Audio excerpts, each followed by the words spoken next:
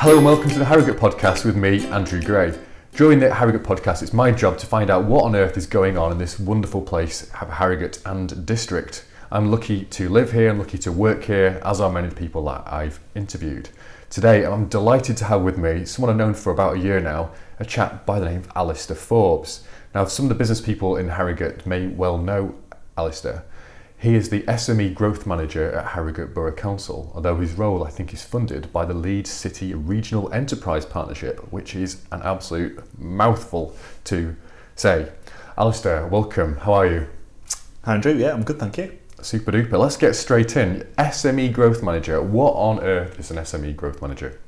You're right, it is a bit of a mouthful. How I explain that to people I meet is that I help businesses to access different types of grant support, financial support generally, and any type of advice that will help them to grow their business and help them to plan for the future. So you're based here in Harrogate, the Convention Centre, I think it is, or wherever it is. The new Civic Centre. New Civic Centre, yeah. Forgive me, that's what I meant to say, the new Civic Centre. But your role is funded by something based in Leeds. How does that work? Yes, so I work directly for Harrogate Borough Council, but my job is essentially 50% funded by Leeds City Region Enterprise Partnership. The Enterprise Partnership is, broadly speaking, an arrangement with all the different local authorities within Leeds City Region, which includes York and Leeds and Wakefield, Calderdale and several others. There's 9 authorities, and that enables our region to have some scale to draw down government funding, central government funding, to be spent in this area. So the partnership formalises that arrangement, but also takes advice and guidance from the private sector in terms of policy and establishing how the different grants and support programmes, what they're aimed at. You can dodge this one if you want, but is any of the money determined by the European Union whilst we're in it? Yes, the majority is actually not determined, but comes from the European Union. So most across the country, most business support programmes are funded by the European Regional Development Fund, or ERDF for short. And so if you see if you apply for any type of grant programme, it's more than likely you'll see that that's in the terms and conditions, and the EU logo is on there, and that's probably still going to be the case for the next 2 to 3 years, because of the way that the contractual arrangements work for European funding. So even if we're not within the EU, in the coming years we'll still be drawing down funding, because to an extent we might have already paid that money into the arrangement. Got it. That is quite reassuring. And in fact, we're recording, ladies and gentlemen, the day after the Brexit vote, a historic one, just yesterday. We're not going to delve into politics though, but it's good to know that the money is sort of secure for some years to come. So, dare I ask, how much money is there floating between all these competing local authorities, and how much does Harrogate have if you're allowed to release it? Or maybe it doesn't work like that? It's regional funding, which is then distributed as fairly as possible across the different districts, depending on demand for certain programmes. So that really comes down to the different types of businesses that are within certain areas. So, for example, in West Yorkshire, there's a lot more manufacturing businesses based there in comparison to North Yorkshire. So they were more likely to look at larger scale capital projects, for example. But in terms of the amount of funding that is being approved and awarded to businesses in Harrogate District in the last year, this financial year we're up to about £750,000 of grant funding. Wow.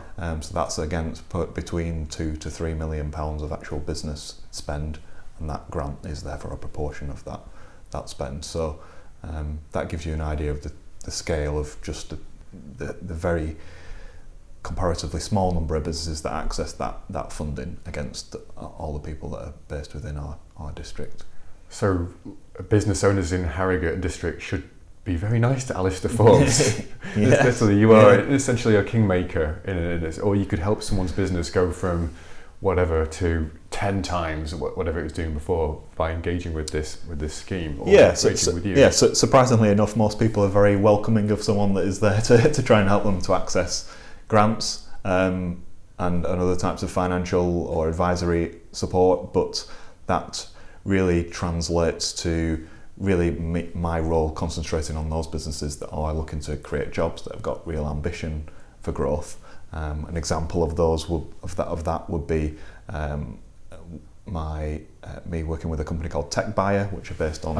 I've heard of them. Yeah, they're based on Hornbeam Park in Harrogate. So I've been working with them for maybe about 3 years. At the point I initially started working with them, they had around about 30 to 35 employees. They were based up at Cardale Park, but they'd outgrown that facility with their growth. They refurbish and sell different types of data center equipment, IT equipment across the world.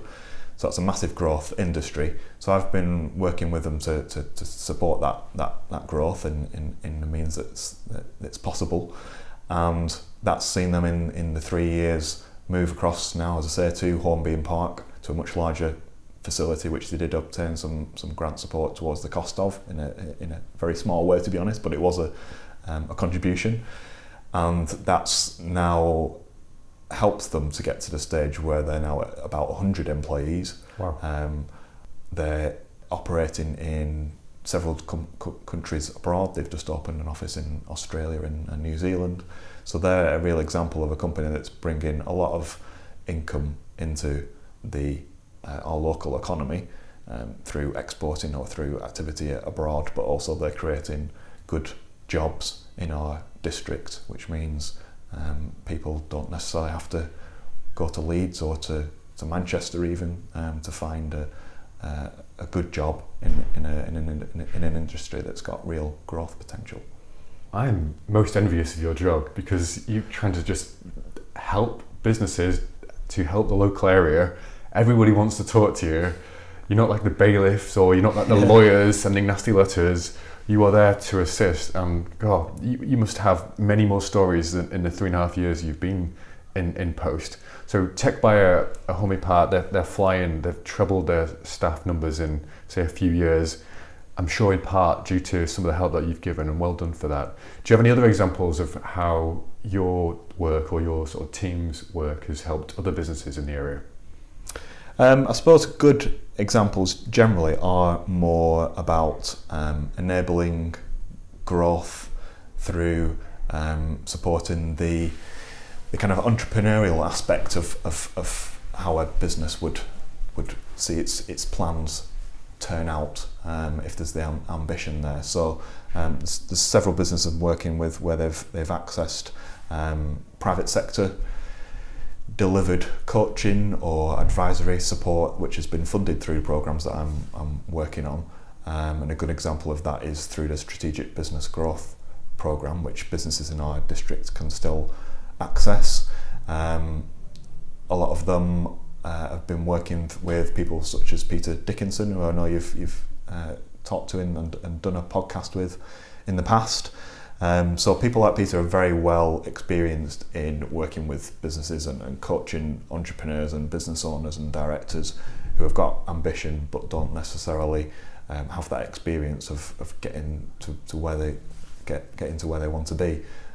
So we've been able to fund programs such as the Strategic Business Growth Offer, which has enabled businesses to access the support from people like Peter, and that's really, in some instances, completely changed what the business model is, what they were planning to invest in, how they thought they were going to scale their business. So it can be quite transformational in terms of not necessarily a product that someone sells, but how they sell that product or what markets that they concentrate on, and therefore really enabling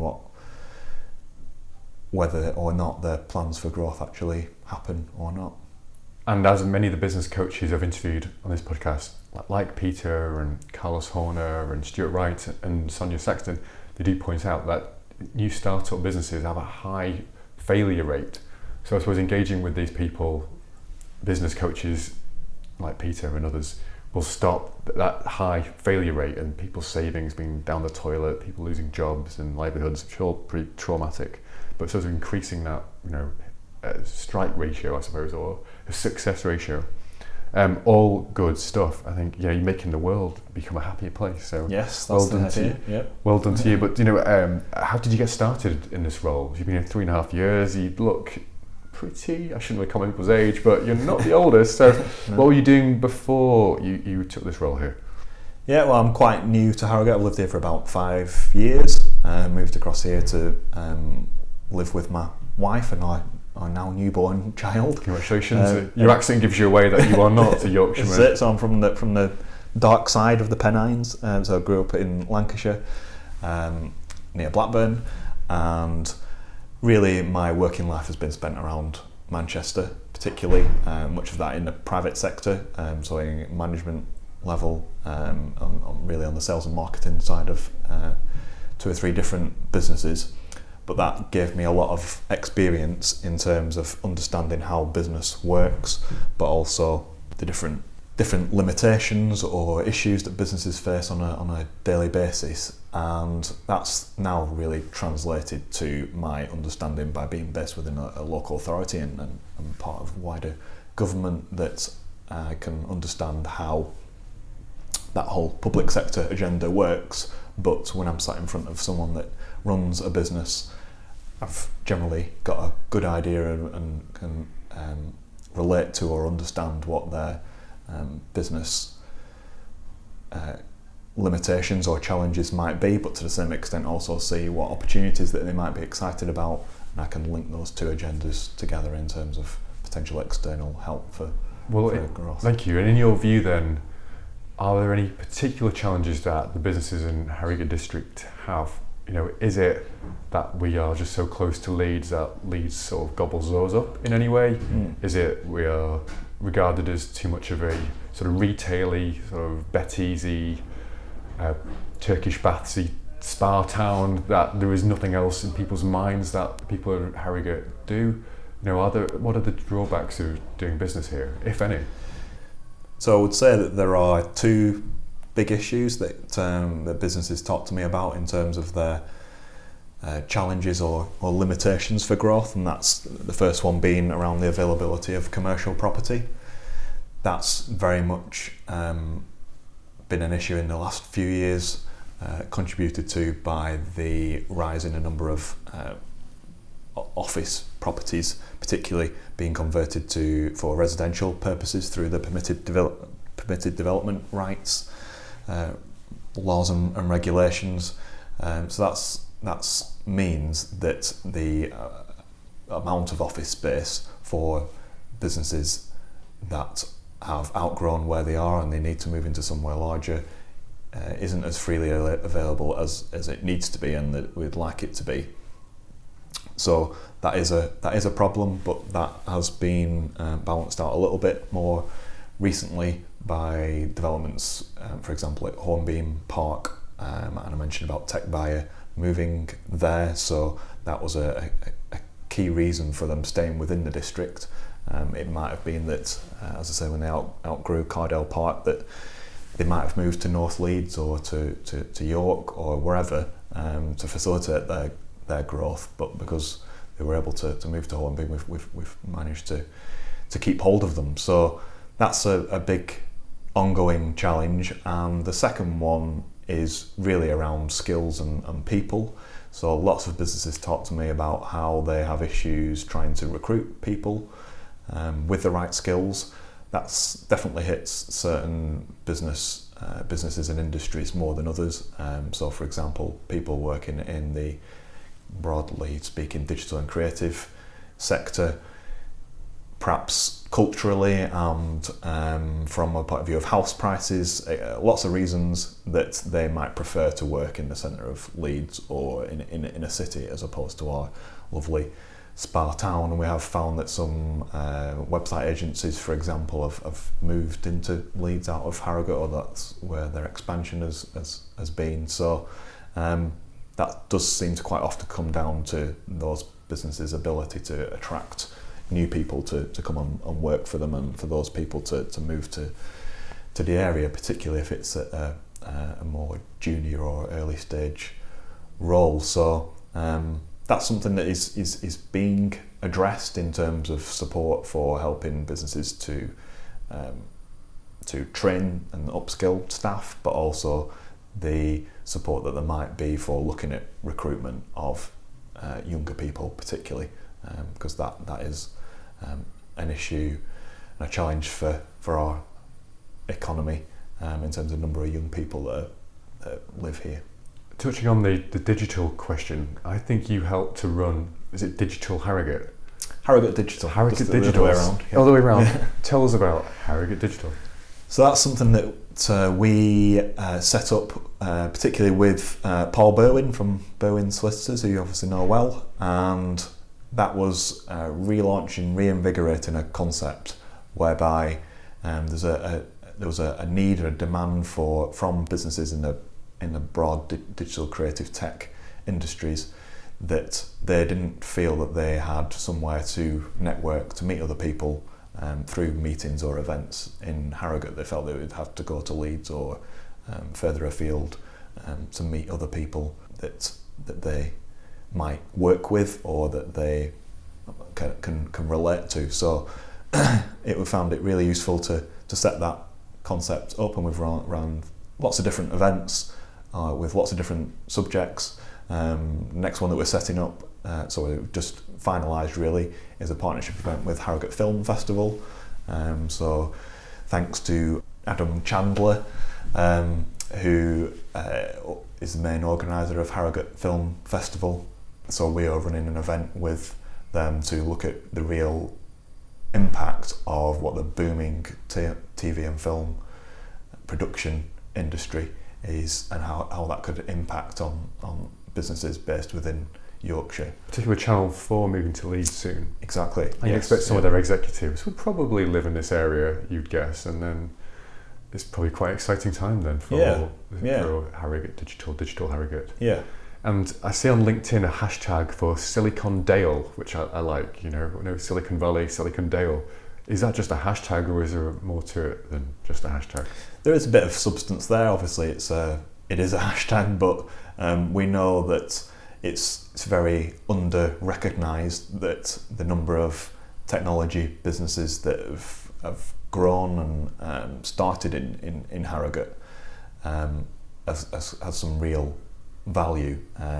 Particularly people talk about what Peter Wilkinson set up many years ago in the 80s around the initial instigation of free serve and access to the internet, and that was something that Peter was very much a pioneer in, and he set those businesses up in Harrogate District, of which several different businesses are now a legacy of, such as Red Centric, for example, and in technology. They were born out of that development in early stage. So there is a lot of history to the digital creative tech sector in Harrogate, which does need a bit more profile to it, and if a hashtag helps with that, then that's all well and good. Indeed, I think even Sky Bet might have originated in Harrogate. Yes, exactly. Yeah. That's another business that Peter set up and sold at some point in the 90s. Part of the reason why I do the Harrogate podcast is to get away from the traditional view of Harrogate that it is just a spa town. There's so many exciting things going on, so many brilliant people that live around here, and we really need to sort of shout about it to anyone that will listen. Alistair, how do people get in touch with you, particularly if they're wanting help with their businesses to grow? Particular businesses in a B2B world, I think, is more you help than B2C world, I think. But how do people contact you? So yes, if anyone in our district runs their business, they've got their aspiration for growth, ambition for growth, and they're interested in what support might be out there, then they can contact me directly. So you can call the main council number and 01423 500 600. Well done, you got it right. Asked to be put through to my extension. Or if you want to email me, which might be easier for you, it's alistair.forbes@harrogate.gov.uk. or Super. you can find me on Twitter and LinkedIn. You are very try and be active on those. You're very on LinkedIn, shall we say. Do you have any final words of wisdom for us, or have you given us all the very best of Alistair Forbes? I think I've tried to just say that there's lots of opportunity out there for businesses in terms of external support and help for people try and achieve what they want to. So words of wisdom are just to, I always try to recommend to people, be open-minded, look to what's out there, whether it's funding or grants or whether it's just advice from people that have been there and done that. So by talking to people outside of your business, then you're going to get the best opportunity to do that. Amen to that, because it's not the natural inclination of business owners to go and talk to the council and say, what can you do for me? Yeah. In fact, I didn't know that your role existed, or a lot of the funding existed until in the last year, and that's how we sort of met each other, I guess, was someone explained to me, you need to speak to Alistair Forbes, because who at council, who has all this access? And so I've greatly appreciated you doing the podcast with me. I'm grateful for the help that you've given to me and to my business, and we might be working with each other perhaps in the legal sphere, perhaps in the future. Alistair, thank you for your time today, and best wishes for helping our local businesses out. Thank you. Thank you, Andrew.